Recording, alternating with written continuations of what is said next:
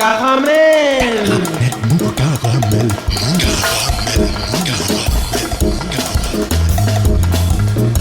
Caramel. Mou. Caramel. Caramel. Mou.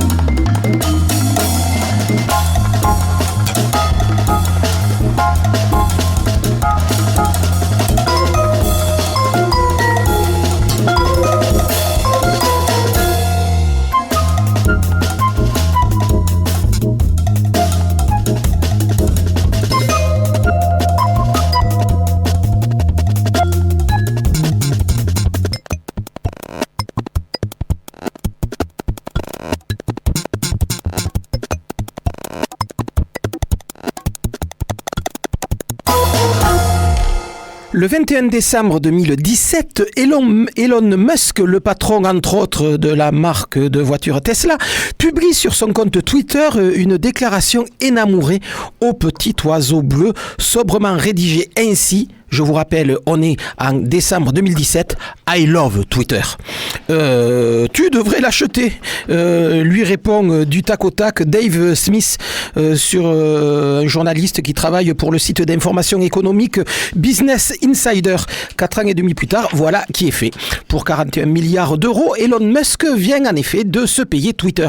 La moitié en cash, l'autre à crédit, sur un prêt garanti par ses actions justement Tesla et octroyé par les banques Morgan Stanley, Barclays et Bank of America. Cerise sur le gâteau, sitôt propriétaire, la vente deviendra définitive après la réunion des dirigeants de Twitter fin mai. Elon Musk privatisera Twitter, c'est-à-dire qu'il retirera l'entreprise de la bourse américaine. Un seul maître à bord, donc l'homme le plus riche au monde, avec une fortune estimée à plus de 250 milliards de dollars. On ne sait plus là. Ou comment, en 3 semaines, Elon Musk décide et arrive à se payer l'un des plus importants canaux de communication mondiaux. Alors, peut-on vraiment laisser ainsi la même mise sur un espace démocratique à une personnalité privée? Sans doute pas, surtout lorsqu'on se souvient qu'Elon Musk compte s'attaquer, il l'a déjà dit, au chantier des algorithmes, en effectuant des calculs à partir de grandes masses de données big data.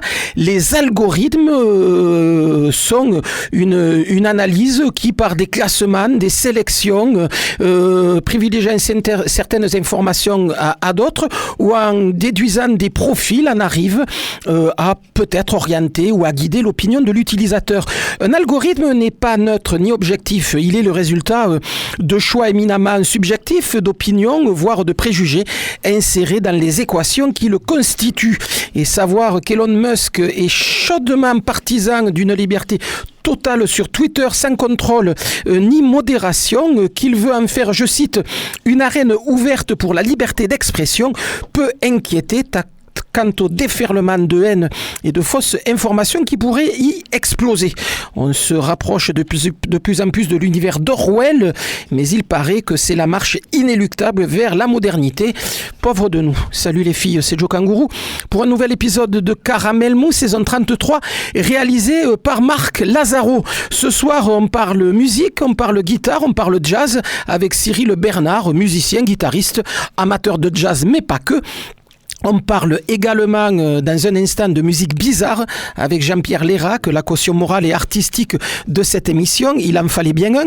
Et puis, en fin de ce Caramel Mou hebdomadaire, retour de notre bon professeur Thibaut et de sa chronique de cinéphilie décalée, foutraque, érudite et donc essentielle. Et puis, restez bien calés sur les 94 de la bande FM, sur Campus FM. Une surprise et un retour vous attendent pour achever ce 955e numéro de Caramel Mou. Mais on commence tout de suite par la nouveauté de la semaine. Une nouveauté de la semaine qui se produira du 3 au 7 mai au Théâtre du Grand Rond à l'heure de l'apéro à 19h. Leur nom, Anouk. 4 filles pour un répertoire de chants polyphoniques a cappella. Né d'un intérêt pour la musique d'Anatolie en Turquie. Le répertoire d'Anouk, jeune formation toulousaine dont le premier concert est tout récent, c'était en septembre 2021. Ce répertoire donc s'oriente peu à peu vers des chansons populaires françaises ou napolitaines revisitées, à l'instar d'Angelare, le morceau que nous écoutons illico et que l'on peut retrouver sur YouTube. Pas encore de disque en prévision pour Anouk, mais une création pour 2023. Anouk Angelare, quartet a cappella, retrouvé donc du 3 au 7 mai au Théâtre du Grand Rond à 19h. C'est Caramel Mou et c'est tant mieux. Nanna mia chissà pigliata, nanna mia che non c'è sta, qualche mago, qualche fatta, se l'ha avuta da pigliare. Nanna mia chissà pigliata, nanna mia che non c'è sta, qualche mago, qualche fata, se l'ha avuta da pigliare. Angelare bombo, angelare bomba, angelare bombo, angelare bomba, angelare bombo, angelare bomba, angelare mambo, angelare bomba, angelare bambo, angelare bomba, angelare bambo, angelare bomba, angelare bambo, angelare bomba, angelare bambo, angelare bomba.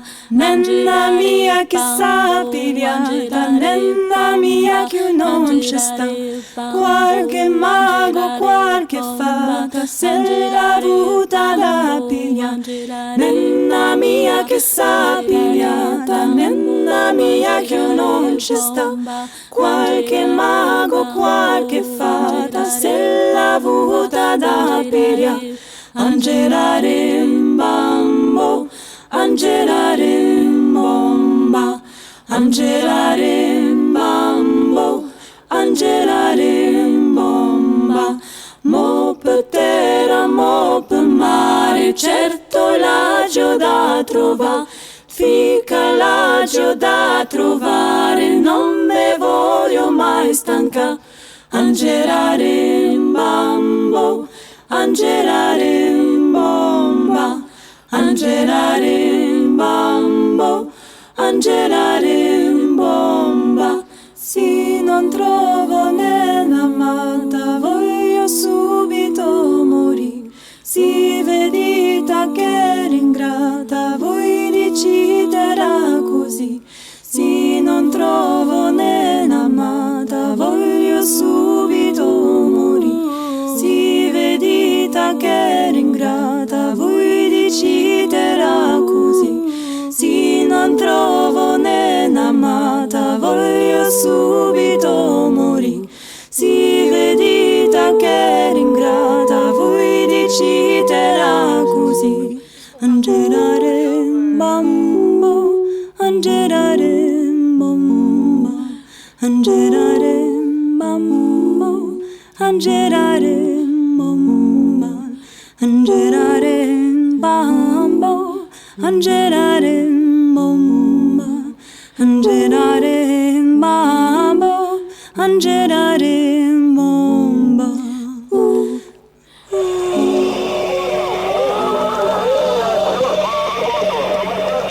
Qu'est-ce que c'est? Caramel Mou. Issa, qu'est-ce que c'est? Cette voix dont l'accent triomphant perce à travers le grésillement de la radio. C'est Joe Congo ou pardon?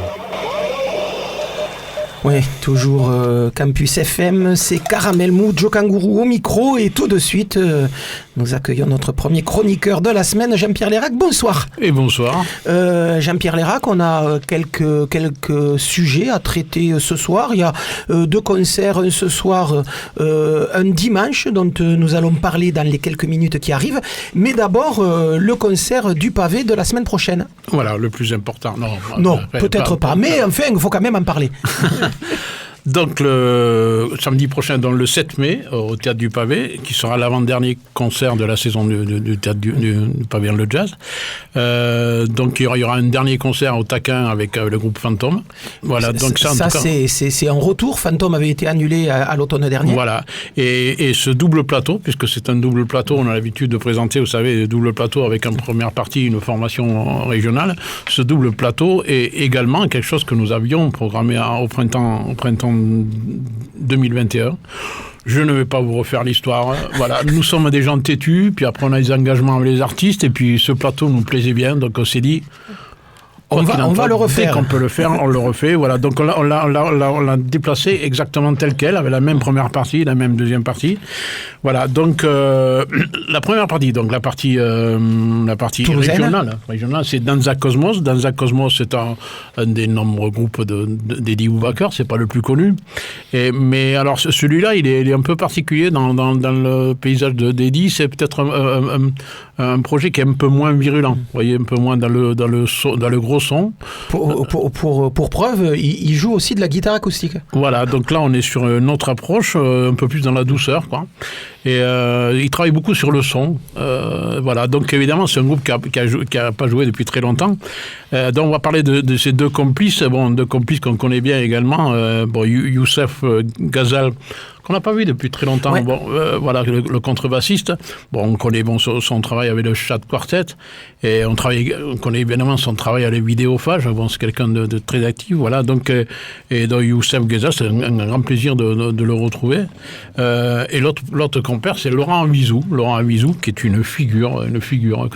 Qui ne connaît pas Laurent Avizou c'est une figure de la musique, de la danse, un peu tout. Voilà, c'est quelqu'un que...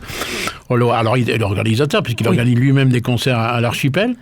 Qu'on annonce régulièrement dans cette émission. La dernière, c'était la semaine dernière. Il est un peu présent partout, en fait. Il est présent aussi sur les réseaux sociaux, parce que des prestations chorégraphiques et photographiques très, très nombreuses, pour ceux qui sont sur les réseaux sociaux. Donc voilà, c'est un personnage qui est vraiment très, très actif et très sympathique. Mais c'est aussi un musicien, un clarinettiste.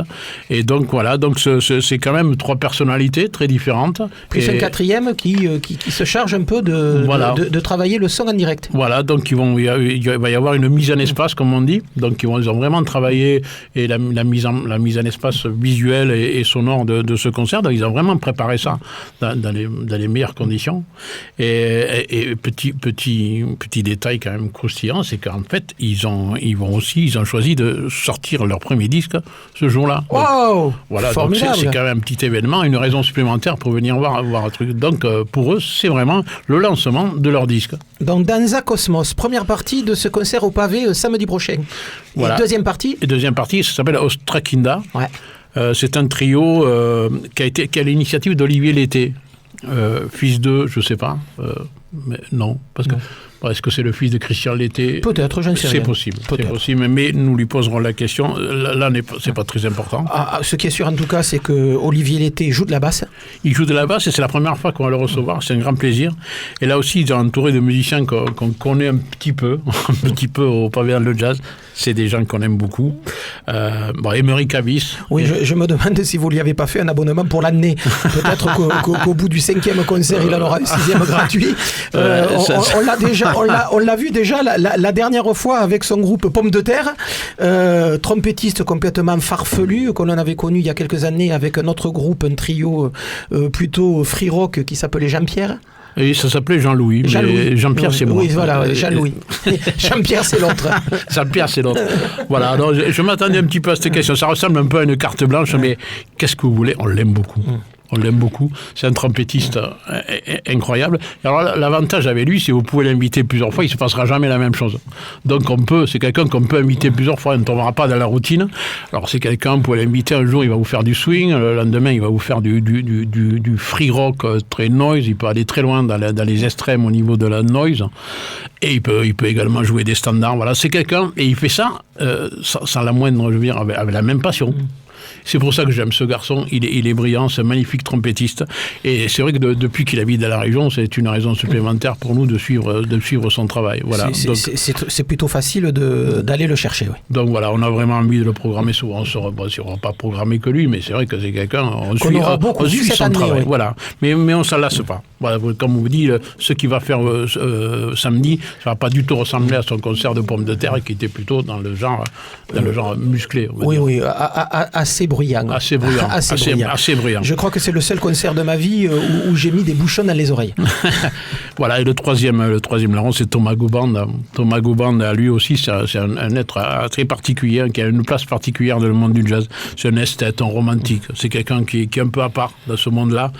Il est connu pour ses travaux de percussion sur les pierres. Il travaille avec les branches, les pierres. C'est quelqu'un qui est près de la nature. Et en tout cas, c'est un magnifique percussionniste.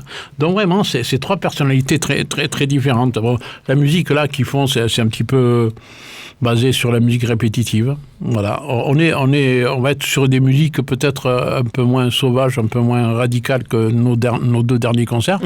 Mais en fait, c'est parce qu'on aime vraiment tous les aspects musiques, du jazz, de la musique d'aujourd'hui. Donc, on a envie de présenter ça. C'est vraiment un très beau projet. Donc, il y a plein de raisons d'être là samedi prochain. Je sais qu'il va y avoir beaucoup de choses encore. Comme d'habitude, mais voilà, quand même, ça, c'est quand même... On est très fiers de ce plateau. Je pense que c'est bien qu'on écoute un petit peu... On écoutera enfin. On va parler d'autres concerts. Des deux actualités de ce week-end, en rappelant simplement que Ostrakinda sera donc au Taquin samedi prochain, 7 mai, à partir de 21h. Et pour se projeter sur des événements qui vont avoir lieu ce soir et demain soir, commençons par parler de la venue de Bernard Lubat à la CAFPO ce soir. Ça, c'est quand même, ça pourrait être un scoop. Et avec la compagnie Lubat, quoi. Ils viennent pas tout seuls, ils viennent avec des musiciens de la compagnie Lubat. C'est quand même très étonnant, parce que quand il faut dire, pour les plus jeunes, Bernard Lubat, c'est plus qu'une star, quoi. On pourrait faire une chronique sur le personnage politique, sur le batteur, sur l'accordéoniste, sur le chanteur, sur l'organisateur de concerts. C'est une locomotive, c'est lui qui a créé le festival du Zest. En fait, c'est un personnage incontournable, parfois un peu aigri, parfois un peu provocateur, mais c'est comme ça qu'on l'aime, quoi. Donc, quand on va avoir un concert de Lubat, on ne sait pas à quoi ça peut ça. On peut rigoler, ça c'est sûr. C'est un musicien hors pair, qui joue de la batterie, du piano, de l'accordéon, qui donc chante. C'est quand même assez bravo à l'équipe de la CAFPO d'inviter ce musicien. J'espère que ce sera complet, mais ça serait normal, quoi. Ça serait normal que ce soit complet. Il y a donc quand même pas n'importe qui, quoi. Voilà. C'est quelqu'un qui joue avec Michel Portal, qui joue avec Nougaro. Enfin, je veux dire, c'est un gros personnage, quoi. Qui a fait partie des Double 6, formation mythique de jazz vocal français. Enfin bon, voilà, c'est... Voilà. Des fois, il est un peu agaçant, mais c'est comme ça qu'on l'aime, quoi. Il est un peu grinçant, des fois, il fait pas de musique, mais il fait de la provoque, mais voilà, il se passe toujours quelque chose, en tout cas. Voilà, donc, Bernard Lubat à la CAFPO, autour d'un spectacle, comme d'habitude, qui va triturer les mots, la musique improvisée, il y aura des textes, il y aura peut-être des chansons, il y aura beaucoup de musique, et ça se passe ce soir à la CAFPO à partir de 21h. Et puis, dimanche, pour finir ce week-end musical, c'est le traditionnel Freddy taquine tous les premiers dimanches du mois. Manque de peau, ça tombe le 1er mai. Tant pis, c'est la fête du travail, mais ils iront quand même travailler avec Freddy Moraison, le collectif qui a l'initiative de cette série de concerts au Taquin, qui invite un autre collectif toulousain, Troisième Face. Ouais, alors moi, quand ils m'ont dit ça, j'étais un peu surpris, mais en plus, c'est super. Ça veut dire que, parce que Freddy Moraison, il faut le dire, c'est quand même des musiciens qui ont marqué l'histoire de Luce, de Toulouse, je veux dire, mais qui sont quand même qui ont un certain âge maintenant. Voilà. Donc c'est quand même des musiciens qui ont roulé leur bosse, quoi, un peu. Et troisième face, ça représente un petit peu la. J'espère qu'ils sont pas en train d'écouter la radio, sinon ils sont en train de s'étouffer. Non, mais ils ont toujours la même jeunesse. Moi, j'adore. Il y a pas du tout c'est pas du tout péjoratif pour moi parce qu'ils sont toujours aussi magnifiques. Et troisième passe, c'est génial qu'ils fassent ça parce que troisième passe, c'est un petit peu la jeune génération. Enfin, le troisième passe, c'est un peu la génération, on va dire, côté jazz un peu plus traditionnel. C'est pour ça que c'est assez surprenant. Mais donc la rencontre, moi, j'attends de voir ce qui va se passer.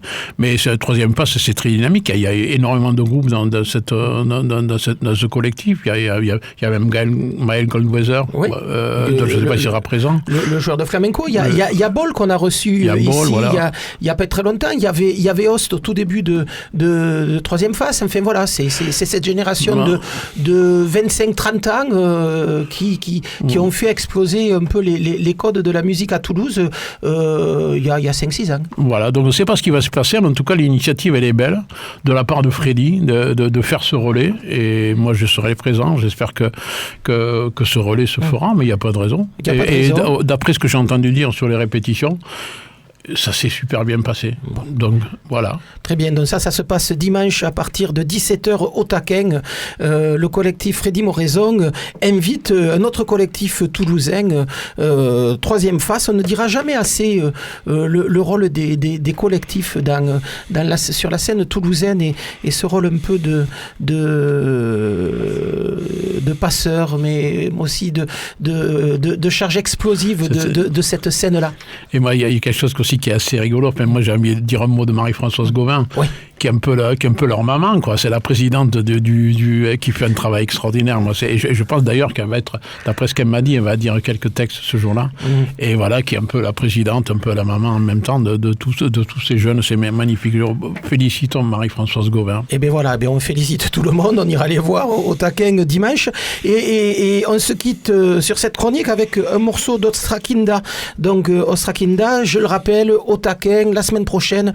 Ça, c'est au Théâtre du Pavé. Au Théâtre du Pavé, la semaine prochaine, pour l'avant-dernier concert d'un pavé dans le jazz à partir donc de 20h30 au Ostrakinda, qui sera en deuxième partie d'un concert qui aura comme première partie Danza Cosmos et Ostrakinda. On écoute tout de suite Razo. Merci Jean-Pierre.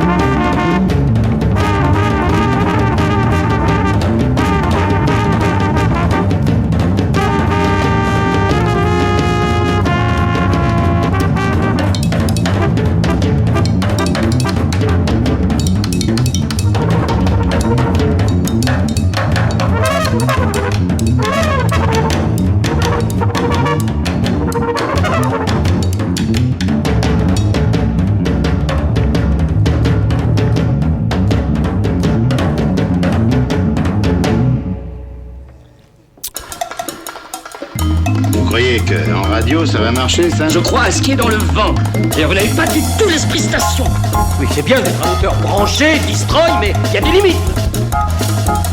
Caramel.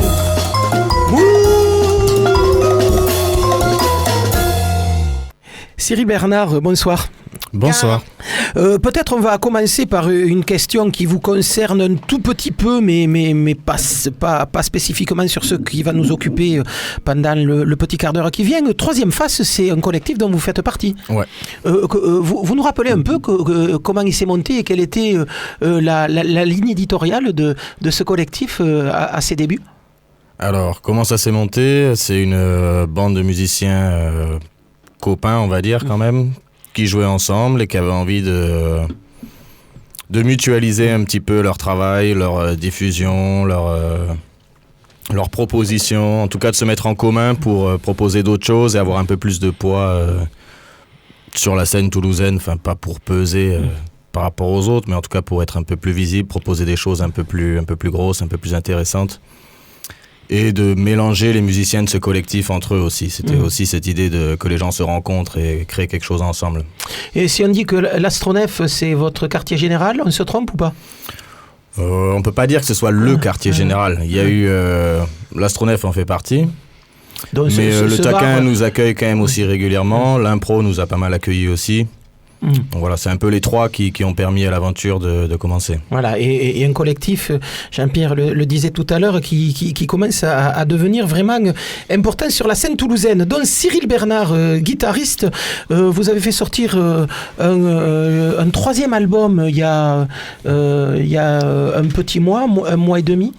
Alors, je ne sais pas si c'est le troisième album. C'est le premier du trio. Oui, enfin, c'est le premier de ce trio-là, mais c'est le troisième d'un trio qui s'appelle Cyril Bernard Trio.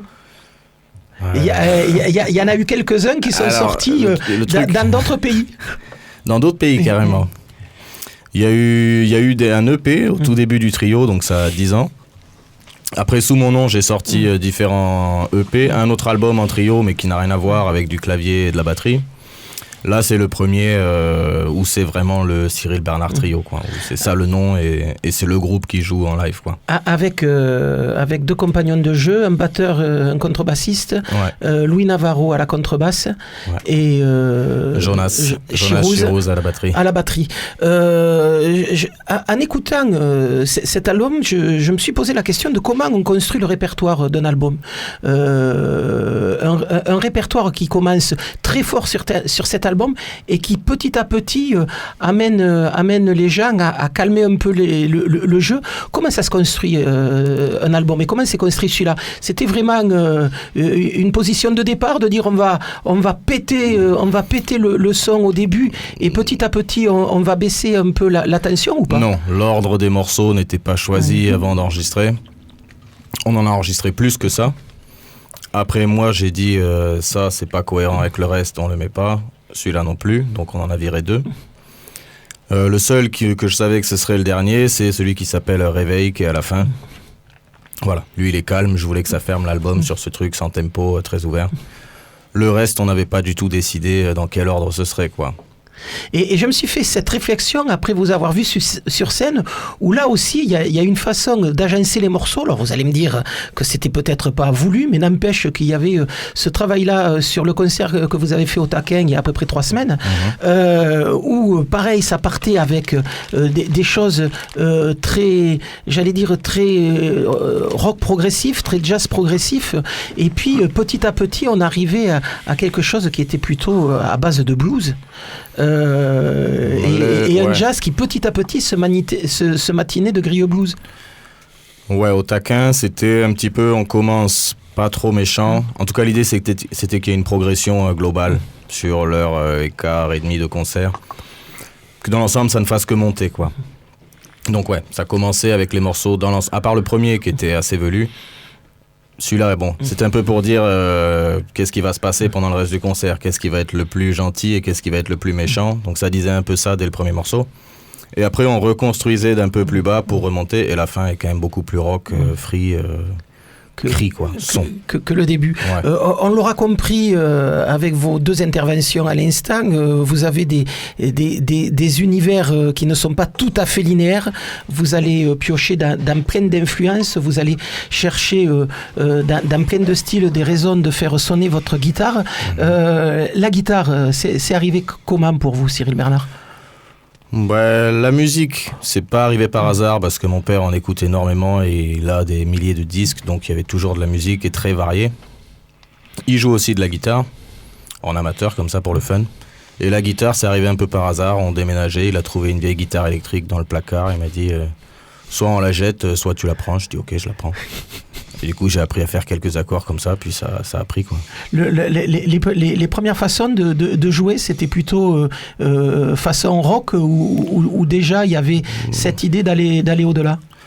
J'ai aimé beaucoup de choses dès le début. Après, ce qui m'a plu dans le son de la guitare électrique, là où elle est vraiment mise en avant, et enfin là où elle a commencé à exister, c'est quand même le rock. C'est avec ça que c'est apparu, la guitare électrique. Donc ça a commencé Sex Pistols, les Who, enfin beaucoup de groupes de rock en allant du punk jusqu'au ensuite hard rock progressif. Mais bon, en même temps que ça, il y avait quand même, que ce soit à la maison ou dans ma chambre, du Django Reinhardt, du Benson, du Bob Marley, enfin plein de choses différentes, beaucoup de blues aussi. Et donc une musique essentiellement jouée par des guitaristes. Ouais, moi j'ai beaucoup, pas que, mais beaucoup écouté la guitare. J'aime le son de la guitare et des fois j'écoute un morceau juste parce que je veux entendre tel son de guitare et que j'ai envie d'entendre ce son-là, quoi. C'est quoi qui peut faire vibrer dans le son d'une guitare ? Il y a beaucoup de choses, il y a plein de sons différents déjà, c'est ça qui est intéressant aussi. Mais il y a une liberté dans le jeu, quoi. On peut faire vraiment évoluer les notes comme on veut. Enfin, il y a une limite aussi à l'instrument, mais quand même rien que dans le vibrato d'une personne à l'autre, dans les tirés, dans plein de choses, on entend vraiment une intention, quoi. Avec une guitare qui est le plus souvent électrique chez vous. De temps en temps, l'acoustique à la maison, sur scène, finalement très peu. Sur scène, j'ai dû faire 1 ou 2 fois pour accompagner des gens, mais non. Après, sur les EP là, que j'ai sortis, il y en a un où tout l'accompagnement est en guitare acoustique, qui est assez élaboré, assez propre. Si on enlève la guitare lead qui est électrique et qui a un son assez cassé, assez sale, assez moche, si on n'écoute que les acoustiques, c'est très propre, très, très travaillé. Et je vais sortir aussi, il y a quelques morceaux, peut-être un album qui vont sortir de compositions acoustiques plus proches de musique classique, musique d'ambiance. Bon, c'est une commande, j'en fais aussi, quoi. Au niveau des gens qui ont pu influencer votre jeu, vous citeriez qui, au-delà des groupes dont vous avez parlé tout à l'heure, Pistol, les Who et des gens comme ça, mais du côté du jazz, pour vous dire, quand on vous écoute, on retrouve un peu John Scofield, mais on retrouve aussi Bill Frisell. Est-ce que c'est des influences que vous partagez, vous êtes d'accord, pas d'accord ? Je les ai écoutés tous les deux, mais c'est vraiment pas ceux que j'ai écoutés le plus ou dont j'apprécie le plus la discographie, quoi. Mais j'ai écouté les deux. Scofield, j'ai bloqué un moment aussi dessus. Bill Frisell, il y a quelques albums que j'aime beaucoup. Après, ils sont vraiment très très nombreux, quoi. Enfin... Et c'est vrai que sur certains morceaux de cet album, j'ai pas trouvé le titre. C'est un album éponyme, c'est ça ? Ouais, on l'a appelé Trio. Ouais. Oui, c'est le premier, donc voilà, déjà ça, on peut le faire, quoi. Voilà, et le prochain, vous l'appelez 2, c'est parfait. Alors, le prochain, on a déjà un nom, il est déjà enregistré. Je le disais, pour revenir à des sons comme ça qui peuvent faire penser à d'autres guitaristes, c'est vrai qu'il y a ce son très éthéré que vous trafiquez avec des pédales et des choses comme ça, qu'on retrouve sur les gens que j'ai cités tout à l'heure et qui effectivement font penser un peu à cette école-là. Les pédales qui ont l'air d'être un instrument très important aussi pour le guitariste que vous êtes. Ouais, c'est beaucoup de choses, les pédales. Disons qu'une fois qu'on a appuyé dessus, c'est compliqué de l'enlever, quoi. Donc faut apprendre à gérer ça et se dire que... Ouais, qu'il y a une espèce de pas, une fois qu'il est franchi, c'est très compliqué de revenir en arrière. Donc, il faut apprendre à négocier à quel moment on appuie dessus. Est-ce qu'on la prend ? Est-ce qu'on essaie de faire un concert avec 1, 2 pédales ou 100 pédales ? Parce qu'on est vite confronté au fait que tel ou tel son, une fois qu'il est arrivé, si on l'enlève, on perd beaucoup de choses, on enlève quelque chose et c'est dur d'assumer derrière un son plus nu, plus pur, plus simple, quoi. Et c'est vrai que le son, au moins sur l'album, on a l'impression que c'est plusieurs couches. Je sais pas. Il y a pas trop d'effets sur l'album, hein. Il y a quelques pistes où la première, où au milieu, là, ça crie un peu, ça part un peu dans tous les sens, mais dans l'ensemble, les autres sont assez sobres au niveau des effets, quoi. J'ai vu que vous aviez passé un petit moment en Hollande. Vous étiez allé chercher quoi? Une expérience avec d'autres musiciens? La rencontre avec un musicien précis? Non, j'avais envie de bouger de Toulouse et de m'ouvrir, de découvrir à la fois un autre endroit et d'autres gens, et aussi de me plonger plus dans la musique, dans son aspect personnel, quoi, de pouvoir un peu plus fouiller dans ce que moi j'avais envie de développer, d'avoir plus de temps pour travailler ça, d'être dans un cadre, j'ai fait un conservatoire là-bas, dans un cadre qui permette de se consacrer vraiment au travail de la musique, mais de sa propre musique, quoi. Quand vous dites de sa propre musique, c'est là aussi que sont nées les idées de son et les idées de composition? Ben, y a le trio, il est né là-bas, avec un contrebassiste turc et un batteur anglais. Enfin, en fait, il n'est pas anglais, il est italien-pakistanais. Ouais, c'est pour ça qu'il est anglais, ouais. Et là, on faisait de la musique dans l'ensemble plus écrite et plus dure aussi à jouer et même à écouter, quoi, un peu plus contemporaine, un peu plus moderne. Et donc, j'ai quand même eu là pas mal de temps et d'espace et aussi des gens disponibles pour participer à la création, pour tester des trucs, pour voir ce qui se passe quand on fait ci ou ça à l'archer ou sur la cymbale ou sur la guitare. Des lieux aussi où quand même les gens sont assez curieux, donc ils viennent spontanément écouter sans se poser trop de questions, quoi. Ils sont disponibles pour entendre de la musique sans la juger à l'avance. Donc c'était un peu ça qui s'est passé là-bas, quoi. On a pu expérimenter, créer, développer, aller un peu en profondeur, quoi. Et travail qui aura, j'allais dire, peu de suite, puisque ces musiciens-là, vous ne jouez plus avec? Non, je les ai fait venir une ou deux fois. Enfin, le contrebassiste, il est venu plusieurs fois à Toulouse pour jouer. Le batteur, c'était plus compliqué, il est venu qu'une fois. Mais là, entre les visas et les machins et les trucs, et le fait que dans l'ensemble, les concerts payent pas énormément, s'il faut payer 2 billets d'avion, enfin, c'est très compliqué quand même. Quand on branche sa guitare, est-ce qu'on a déjà une idée du son qu'on veut faire partager aux gens qui écoutent votre musique? Ou est-ce que ça vient naturellement sur scène dès qu'on commence à toucher les cordes de la guitare? Ça dépend qui joue la guitare. Hein. Mais non, mais là, je parle de vous pour le coup. Est-ce que vous avez vraiment une idée du son que vous voulez donner quand vous prenez l'instrument? Si on parle juste de son, oui. Il y a quand même un son que je pense avoir. Et quand je me branche, il faut que ça fasse ce son-là, sinon c'est pas moi. Il va falloir que je retourne à l'ampli faire quelques trucs, quoi. Comment vous le définiriez, ce son-là? Je sais pas. Pour moi, il est un peu blues, quoi. Il y a quand même ce truc blues, pas dans le sens où c'est pas, je sais pas, B.B. King ou des choses comme ça, mais dans le sens où il y a quand même toujours une petite tension dans le son. Toujours un petit côté sale. Et le son, c'est beaucoup le jeu à la guitare aussi. Comment on attaque, comment on retient, comment on fait vibrer, les nuances, tout ça, c'est le son, quoi. Avec des notes qui sont assez étirées dans votre façon de jouer? Peut-être.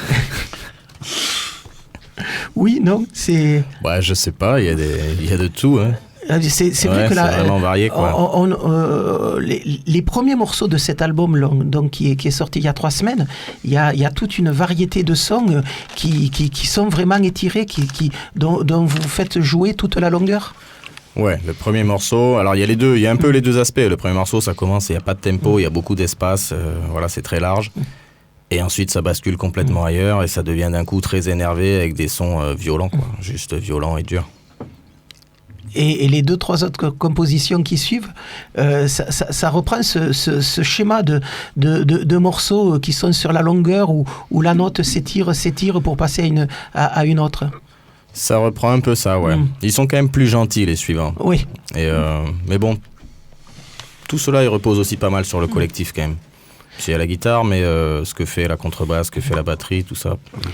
Comment se fait l'interaction avec vos 2 compagnons, dont le batteur et le contrebassiste?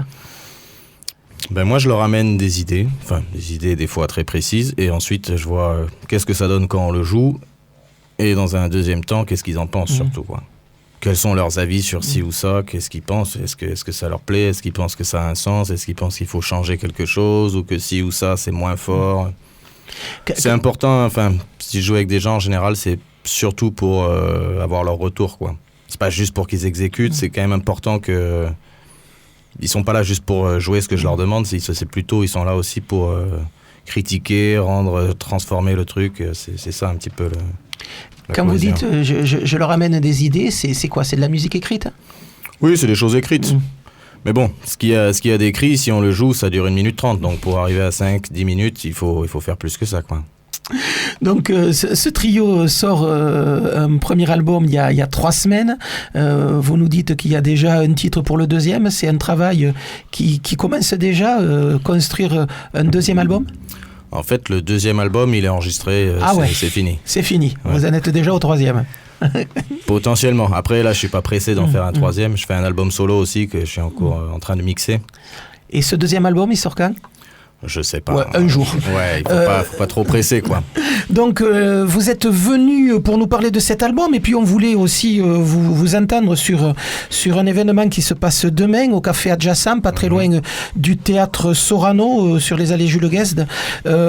Concert que vous allez donner en trio avec un invité, un saxophoniste, Mathis Polak. D'abord, pourquoi rajouter un instrument au-delà peut-être du fait que ce soit un copain?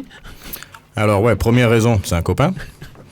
Mais après, ça change beaucoup le son, la manière de jouer et les possibilités de morceaux qu'on peut jouer, de musique qu'on peut faire. Hein. Ça change quand même énormément ça, quoi. Et là, ça va être très électrique. C'est-à-dire que Louis, il sera pas à la contrebasse, mais à la basse électrique avec un tas d'effets. Moi, j'aurai à peu près les mêmes que d'habitude, donc pour ma part, ça change pas énormément de choses. Et le saxophone sera aussi électrique avec quelques effets aussi. Donc ça permet d'aller ailleurs, ça va être assez rock, assez expérimental, assez bruitiste aussi, il y aura un peu de tout, quoi. Le problème du Café Adjacent, c'est qu'il y a peu de monde qui peut rentrer dans la salle. Ça risque se serrer un petit peu, de bouchonner assez vite début du concert. Ben, j'espère que ça va bouchonner. Ouais. Début du concert, 20h30. C'est ça. Disons 20h30 et peut-être 21h30, le vrai début. D'accord, très bien. Bon, on a le temps de venir. Cyril Bernard, merci en tout cas d'être venu nous parler de cette double actualité, le concert de demain soir au Café Adjacent avec Mathis Polak au saxophone, et puis la sortie de cet album du Cyril Bernard Trio. On va écouter tout de suite un extrait de cet album, Balkan Priatelli, et puis on écoutera un deuxième morceau en fin d'émission où vous jouez justement avec le saxophoniste qui sera avec vous demain soir. Cyril Bernard, c'est tout de suite dans Caramel Mou.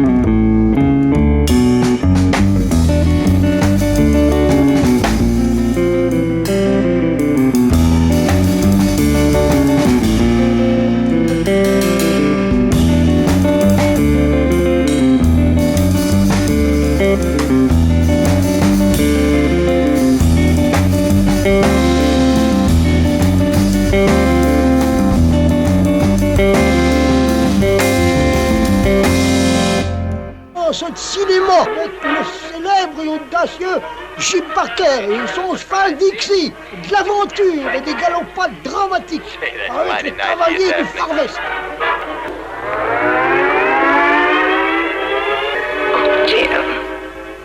Daphne, I love you. Voilà, à ce stade de l'émission, on devait avoir une page cinéma. On l'aura, mais plutôt dans une dizaine de minutes, le temps que notre bon professeur Thibault rejoigne nos studios. On va en profiter pour dire encore deux, trois mots de la musique de Cyril Bernard. Cyril Bernard nous le disait tout à l'heure, en dehors de ses trios, il a produit beaucoup de musique en solo et pas qu'avec de la guitare. L'électronique aussi participe beaucoup de votre production ? Oui. Oui. Ouais. Et chose que l'on peut écouter donc sur un certain nombre de plateformes ? Sur toutes les grandes plateformes. Il y a tout ce que j'ai sorti là, les 2-3 dernières années, c'est disponible. Donc il y a un EP avec des fausses chansons. Enfin, je ne chante pas, mais c'est la guitare qui est censée chanter, sauf qu'elle crie et elle pleure. C'est pas très très agréable, mais c'est fun quand même. Les Beatles avaient fait un morceau comme ça, quand ma guitare pleure. Ouais. Il y a un copain, Essat, le premier contrebassiste du trio, qui m'a dit que ça lui faisait penser aux Beatles, cette EP, quoi. Donc, allez, on va dire, dans un esprit assez pop. Donc, tout ça, on peut le retrouver. C'est Cyril Bernard qui, vous disiez juste à l'instant, pendant qu'on écoutait ce morceau tiré de votre premier album, que vous écoutiez d'autres guitaristes et que c'était peut-être un peu compliqué de s'arrêter sur le jeu de l'un d'entre eux, parce que sinon après ça bloquait toute invention dans son propre jeu. Je sais pas. Ce qui est compliqué, c'est une fois qu'on a pris une énorme claque, de prendre une claque par le mec qui a fait quelque chose de similaire 1 ou 2 ans avant ou 1 ou 2 ans après, c'est compliqué parce que quand on est vierge de tout, la première claque, elle est forcément très très forte. Donc ça, c'est une chose. Et après, moi, j'essaie de voler au plus de gens possible. Je le dis, je vole vraiment tout ce que je peux, quoi. Je vole pas, je repique pas les phrases dans l'ensemble, mais j'essaie de comprendre comment les gens font le son, comment ils font vibrer la guitare, quelle est l'intention derrière, au-delà du détail de la musique, c'était telle note à tel endroit et il utilise ci et ça. Juste comprendre comment le musicien voit le truc de manière générale, quoi. Qu'est-ce qu'il aime faire, à quel moment il aime salir, enfin ces choses-là, le truc un peu plus global, quoi. Et ça, je vole sans vergogne. Ça veut dire que vous écoutez beaucoup de concerts, vous allez beaucoup voir vos collègues jouer ? Oui. Après, je suis assez curieux. Je vais voir... si je peux aller voir des trucs, j'y vais. Et dans l'ensemble, j'essaie d'aller voir ce que je connais pas. Des fois, je vais voir des trucs en me disant que ça va pas me plaire, mais vu que je connais pas, il faut aller voir. Enfin, non, j'aime bien découvrir, quoi. Quelquefois, vous êtes confirmé dans votre idée. D'autres fois, vous êtes surpris. Ce qui, effectivement, ce qu'on peut attendre d'un concert. Il y a de tout, ouais.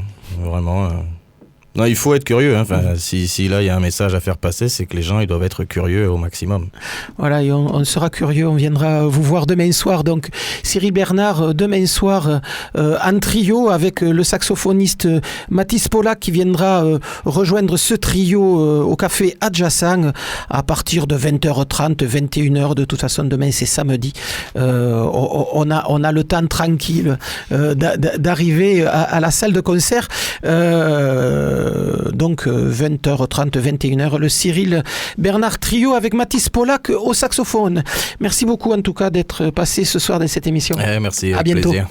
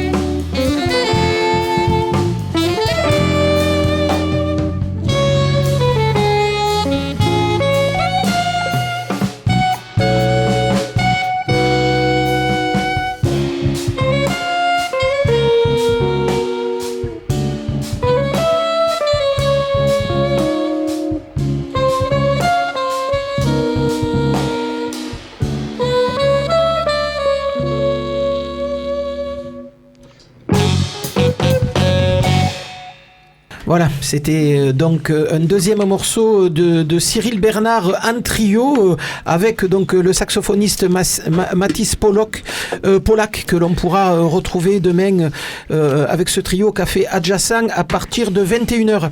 Concert largement recommandé par la maison Cyril Bernard Trio. Et puis voilà que vient d'arriver notre bon professeur Thibaut. Bonsoir. Bonsoir, petite fée de la FM. Ça va-t-il bien?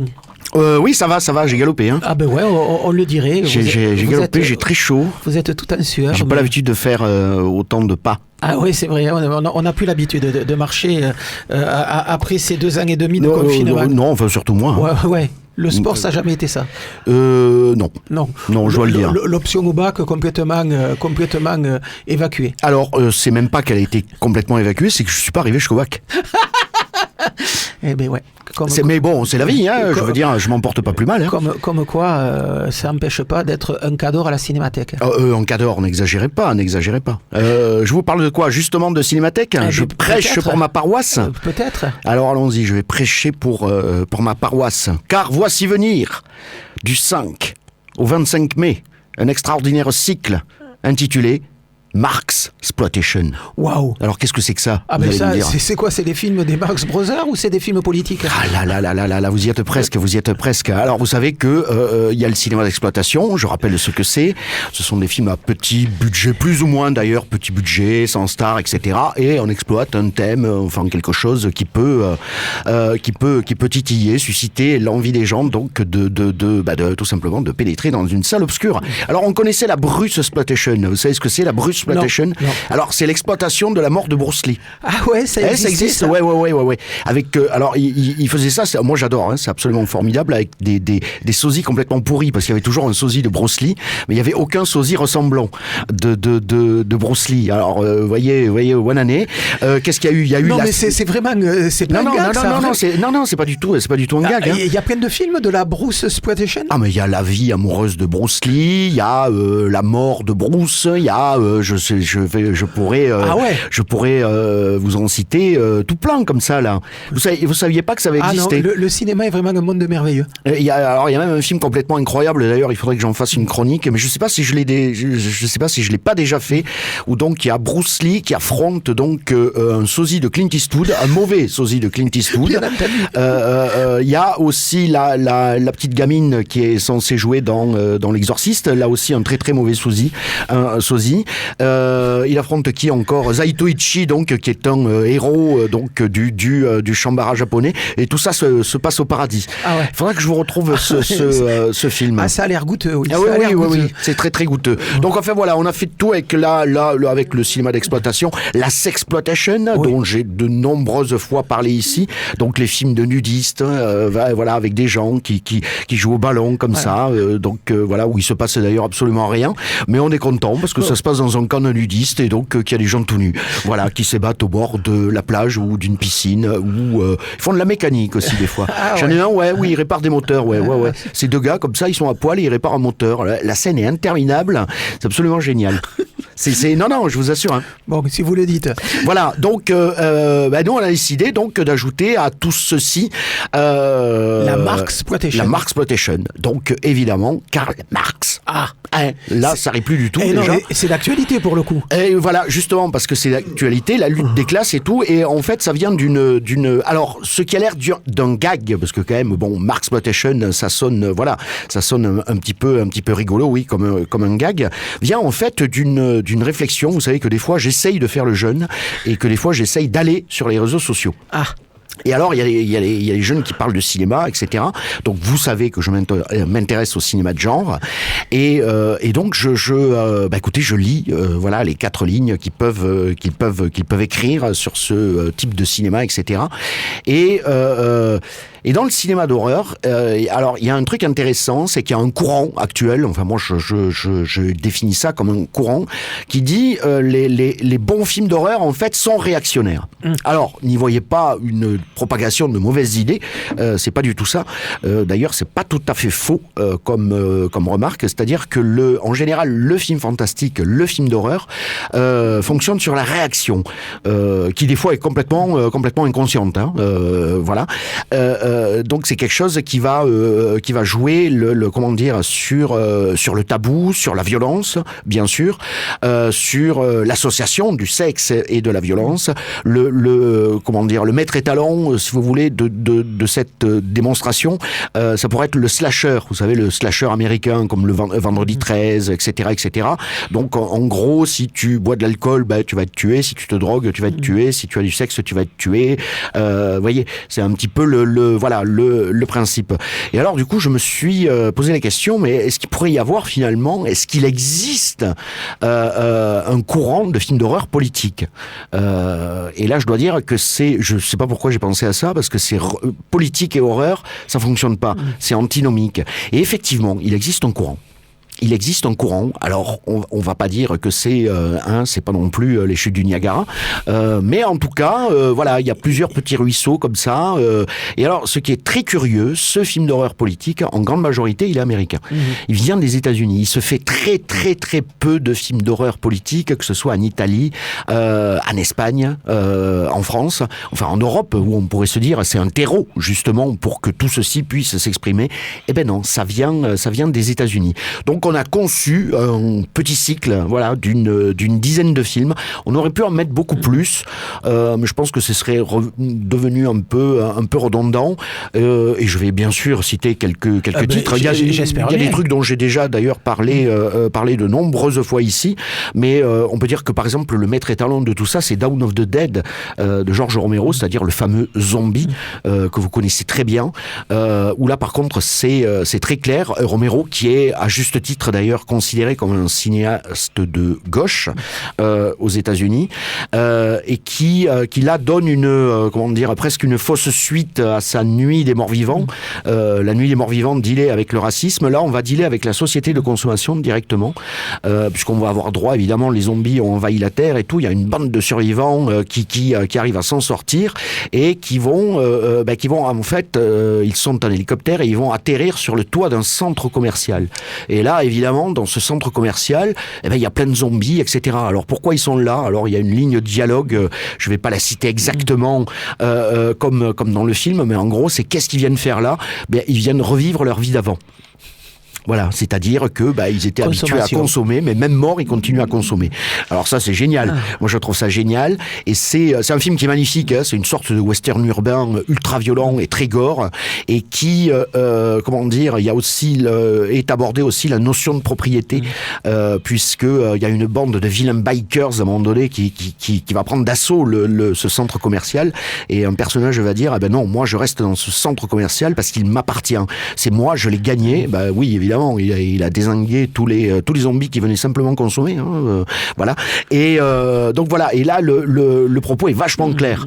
Donc ça date de 77. Après, je pourrais bien sûr vous parler de John Carpenter et de son fameux They Live, Invasion Los Angeles.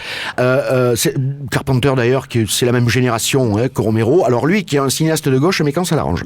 Mais il me fait marrer Carpenter. Il a ce côté cynique et tout dans le bon sens du terme. Et They Live est un film incroyable, sorti en 88. Alors pour la petite histoire, moi j'ai vu ce film en salle en 88. Je connaissais déjà John Carpenter et je peux vous dire que tout le monde avait détesté ce film. On était vraiment une poignée à dire que c'était quelque chose qui était excellent. Et là le pitch très vite. Le héros déjà est vachement bien parce que c'est un ouvrier, itinérant qui arrive à Los Angeles, qui va commencer à travailler sur des chantiers, il n'a pas un rond, etc. Finalement, il va se retrouver dans un bidonville à la périphérie de la ville. Je vous passe les détails. Et il tombe sur une paire de lunettes, la fameuse paire de lunettes de soleil, qui va lui permettre et nous permettre, en tant que spectateur, de voir le monde tel qu'il est, c'est-à-dire bourré de messages subliminaux. Donc, c'est obéis, fais des enfants, en gros, marche dans le rang, sois sage, ne fais pas de vagues. Donc voilà, et évidemment, c'est des vilains extraterrestres qui sont derrière tout ça. Qui sont derrière tout ça et qui sont c'est un petit peu la société reaganienne qui est assassinée par John Carpenter. C'est un film qui est très très très rageur. Ce qui est assez marrant d'ailleurs, c'est qu'il retourne le film de science-fiction anticommuniste des années 50. La plupart des films de science-fiction justement américains étaient profondément anticommunistes, et qu'il arrive à détourner tout simplement ce squelette, enfin ce schéma de film, en fait, pour en faire une espèce de film très, au final, très, très, très anard et très, très, très rageur. Moi, c'est un de mes films préférés de ma sélection. Je pourrais vous parler de quoi? Vous voulez que je vous parle de Jusqu'en enfer de Sam Raimi?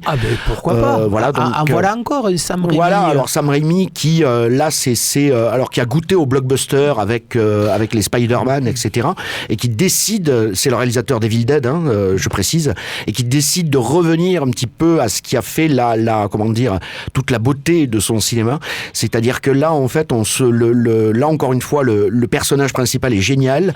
Donc, c'est une petite nana qui travaille dans une banque, qui est complètement arriviste, complètement opportuniste. Elle veut une promotion, et sa promotion, en fait, va passer par un refus de crédit, donc à une vieille gitane. Et bien sûr, cette vieille gitane est une sorcière. Elle va lui jeter un sort qui va être terrible. Donc c'est un film absolument formidable. C'est à la fois une comédie, c'est à la fois c'est à la fois un film d'horreur, et c'est aussi un film très social parce que toute cette histoire, le film date de 2012 et donc c'est la fameuse crise des subprimes de 2007-2008. Voilà, qui a débordé sur le monde entier. Et comme quoi, vous voyez, même quand on travaille à Hollywood, on peut finalement réagir. Qu'est-ce qu'on va trouver dans ce cycle? On va trouver bien sûr le Get Out de Jordan Peele. Qu'est-ce qu'on y trouvera? Un film, moi, que j'adore, qui est Society, dont j'ai parlé plusieurs fois ici, mais je vais quand même en reparler. Alors, qui est un film d'une laideur absolue, qui est un film du début des années 90 de Brian Yuzna. Voilà, ce qui est un film qui est très laid, mais c'est très laid d'une manière complètement assumée. C'est toute l'esthétique justement de ces feuilletons dégueux style Beverly Hills. Donc, qui est remis, si vous voulez, quelque part au goût du jour et au cinéma. Et là, le film se passe à Beverly Hills et on suit l'histoire d'un jeune garçon qui s'appelle Billy et qui va s'apercevoir que ses parents ne sont peut-être pas ses parents, et il va découvrir une espèce de caste complètement bizarre à Beverly Hills, composée de gens très riches, dentistes, avocats, hommes politiques, etc. Et que font ces gens? Alors là, écoutez, c'est assez indescriptible, je suis désolé du langage que je vais employer. Ils organisent des partouzes où ils se fondent les uns aux autres, et au milieu de cet amas de chair, ils adorent avoir des pauvres pour les digérer. Là aussi, le propos est très clair. Donc, c'est les riches qui dévorent les pauvres, littéralement. Le film d'horreur peut réfléchir sur ça. Moi, je trouve ça absolument formidable. Qu'est-ce que je pourrais citer après? Le sous-sol de la peur de Wes Craven. Voilà, où là, on est... je crois qu'on est à Los Angeles. Ça se passe dans un quartier pauvre et c'est en fait un gamin qui va commettre un cambriolage dans une demeure de luxe. Et dans cette demeure de luxe, qui habite là? Eh ben, tout simplement les deux propriétaires de tout le quartier, et qui sont une espèce de représentation de la bourgeoisie, mais alors hautement décadente, voilà, à force de trop d'argent, de trop de profit, de trop de tout. Voilà, donc vous l'aurez compris, c'est un cycle politique. Oui, oui, ça je crois qu'on peut le dire, mais voilà, pour aborder comment dire, pas frontalement, parce que c'était pas marrant je pense que la lutte des classes, si vous l'abordez frontalement, en fait, de suite, ça devient un peu sérieux, un peu pompeux. Voilà, c'était pour l'aborder un petit peu différemment, et puis pour dire cette chose très très curieuse, que ce courant de films, alors gauchiste entre guillemets, parce qu'il y a encore la dichotomie, vous savez, quand on fait un film, c'est pour que ça rapporte de l'argent. Donc c'est très curieux de parler de la lutte des classes à l'intérieur d'un film qui est fait en fait pour qu'on pour qu'on soit un peu pour rentabiliser l'investissement, voilà, pour rentabiliser l'investissement et gagner beaucoup plus. Donc voilà, ce sera à la Cinémathèque de Toulouse du 5 au 25 mai. Donc vous êtes grand, vous allez sur le site, vous repérez les films, les dates et tout, etc. Et puis vous venez voir les films et vous allez voir, on va bien se marrer. Et avec votre histoire de partouze qui finit en amas de chair en train de digérer des pauvres, je crois que c'est la meilleure définition du macronisme qu'on ait faite depuis longtemps. Merci Fred, et à très vite.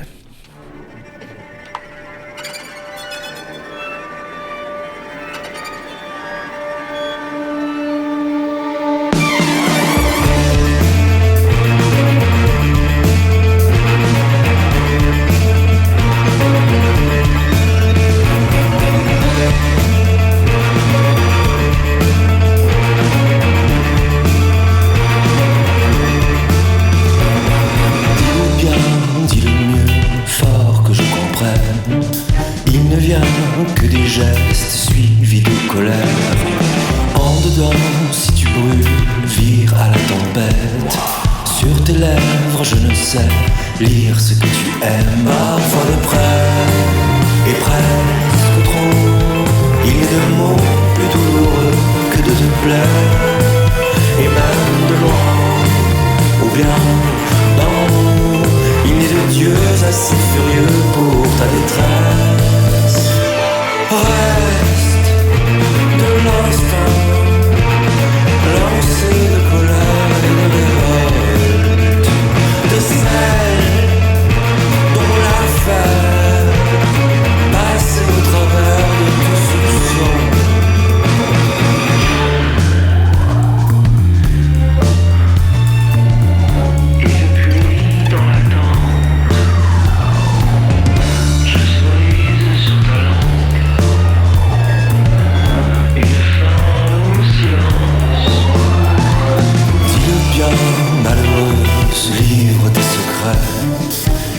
rien que des feintes, plus que des pensées. En dedans, rien ne fume, plus que des mystères. Ta démarche à l'allure, plus que solitaire. Parfois de près, et presque trop. Il n'est de mots plus douloureux que de te plaire. Et même de loin, ou bien d'en haut, il n'est de dieux assez furieux pour ta détresse. Parfois de près.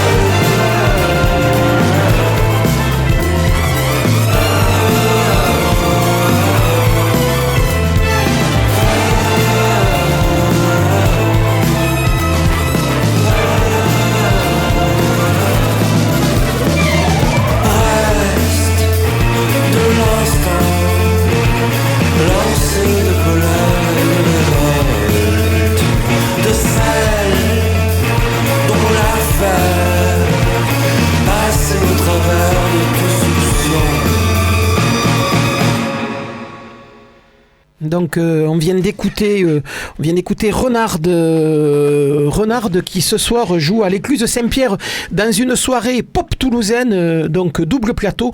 Renard en première partie dont on vient d'écouter un morceau, et ça sera suivi d'un concert d'Hyperclean, reformation 20 ans plus tard d'un groupe qui à l'époque avait explosé les canons de la chanson pop à la française. Début du concert à 21h30.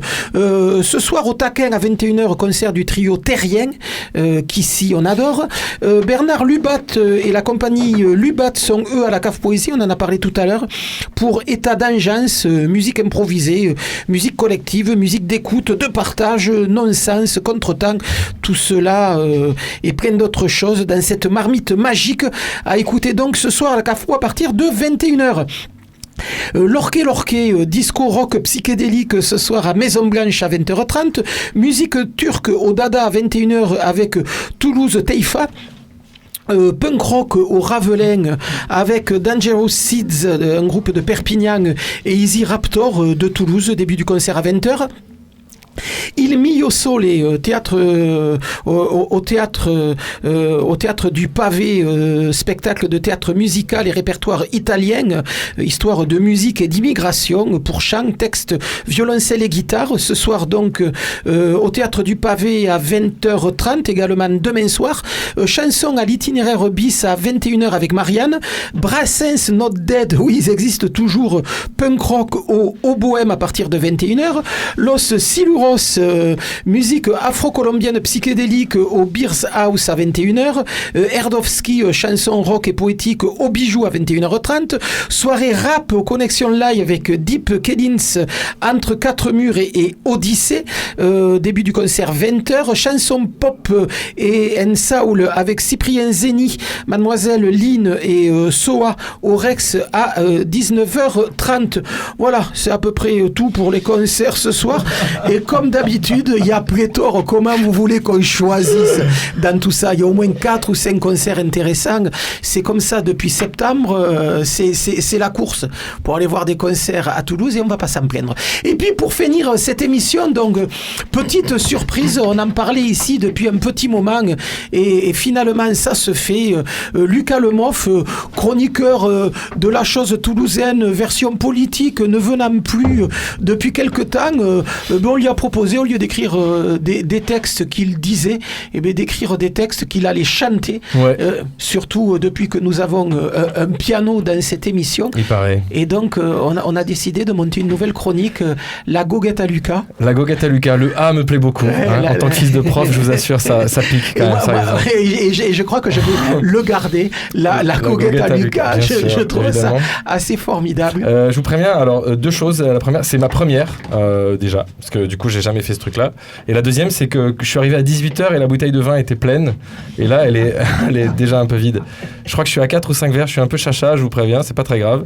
Mais voilà. Donc, du coup, c'est parti ou pas? C'est parti. Ah, ben, c'est parti. Voilà, c'est parti. Allez.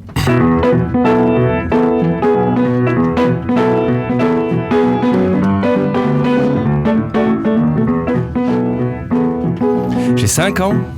Tu dis c'est pas vrai, mais j'ai 5 ans. Pour continuer, j'ai 5 ans. Ça fait déjà 5 ans que j'ai 5 ans. Ça paraît bizarre, mais si tu me crois pas, hey, t'armes ma gueule à l'Élysée. J'ai 5 ans, j'ai un pot de colle catalan. Je fais mes bricoles au Parlement. J'ai le monopole agaçant, alors je rigole. Si tu me crois pas, hey, jette un œil à l'Assemblée. Sous mes airs de gentleman, je fais le pompier pyromane. Je prétends que j'éteins le feu des grands méchants, puis je remets du carburant. J'ai 5 ans pour faire la bamboche chez Marchand, me taper la cloche avec maman, embaucher mes proches aisément. Tout ça c'est fastoche, si tu me crois pas, hey, petit clin d'œil à McKinsey. J'ai 5 ans pour tout faire comme avant. 5 ans de travers, oh sûrement. Avec mon compère l'allemand, on a le savoir-faire. Si tu me crois pas, hey, tarde ton œil au LBD. Comme je suis le roi de la rigolade, je vous prépare une petite grenade. Dès que mon pouvoir vacille, je la dégoupille. Et revoilà le septennat. J'ai 7 ans, tu dis que c'est pas vrai mais j'ai 7 ans. Avec ceux d'avant ça fera 12 ans. J'aurai le succès de Mitterrand. Ça paraît bizarre mais si tu me crois pas, hey, rendez-vous dans quelques années. Si tu me crois pas, hey, rendez-vous dans quelques années. Si tu me crois pas, rendez-vous dans quelques années.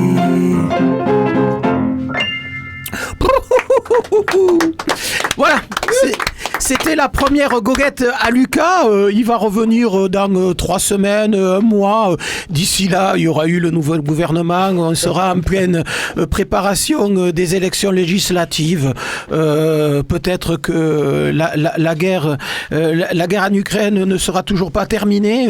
Enfin, l'actualité sera riche pour faire ces goguettes. Merci Lucas et à très vite. Voilà, Caramel Mou, c'est quasi terminé pour aujourd'hui. N'oubliez pas, pendant tout le week-end, le festival Welcome in Zigani à Cessan dans le Gers.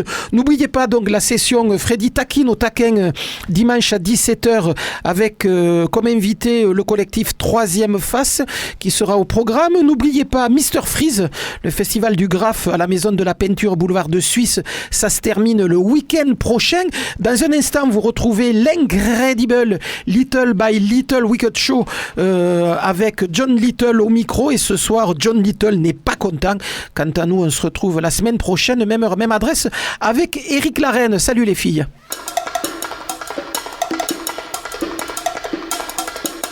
Caramel. Caramel.